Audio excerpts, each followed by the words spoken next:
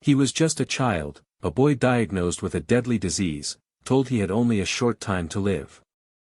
But he rose to the throne of Jerusalem, and won one of history's most unforgettable victories against the greatest commander of the Islamic world. This is the true story of the leper king, Baldwin IV, the young defender of Jerusalem. He was born in Jerusalem in 1161. The grandson of Queen Melisende, he was a prominent figure among the nobility of the Kingdom of Jerusalem. At just 9 years old, he began to show symptoms of leprosy. When the doctors realized what it was, their verdict was clear: this child will not live long. But Baldwin's reaction was extraordinary, even for someone his age. He endured the pain in silence and began learning how to fight the disease. He wasn't just defying illness, he was defying fate itself.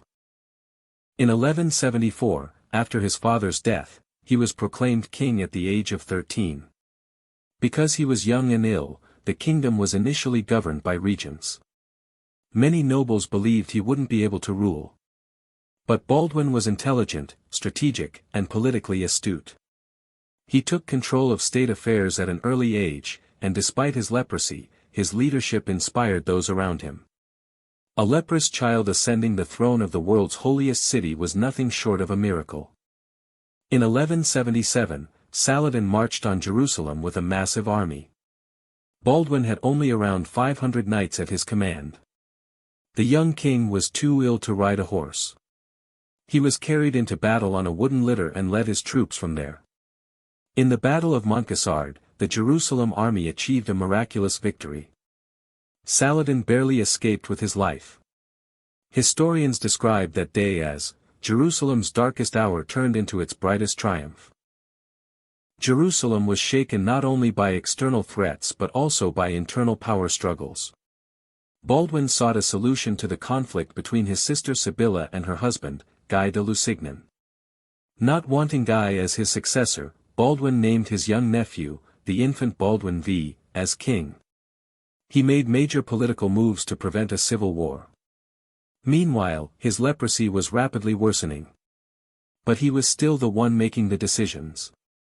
His body was decaying, but the will that held the kingdom together remained unshaken.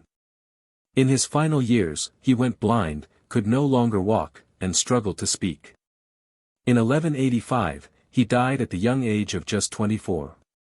He was mourned deeply by both his people and his army. 2 years after his death, in 1187, Saladin defeated the Crusader forces at the Battle of Hattin and captured Jerusalem. If Baldwin had lived, would Jerusalem have fallen so easily? Baldwin IV is the only king in the Middle Ages known to have ruled while suffering from leprosy. Despite his young age, he became a symbol of military leadership, diplomacy, and determination. Today, many historians remember him as a true hero. He earned respect for his courage in both Christian and Muslim sources.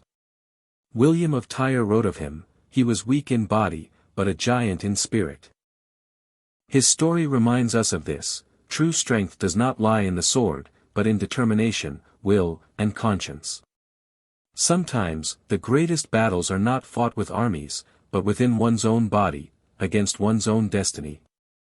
Fourth, Baldwin, in his short life, represented more than just a historical period. He embodied a stance that lives on in humanity's collective memory, a stance of justice, courage, and honor. Today, there may be few who whisper his name in the streets of Jerusalem. But the pages of history never forget true leaders like him.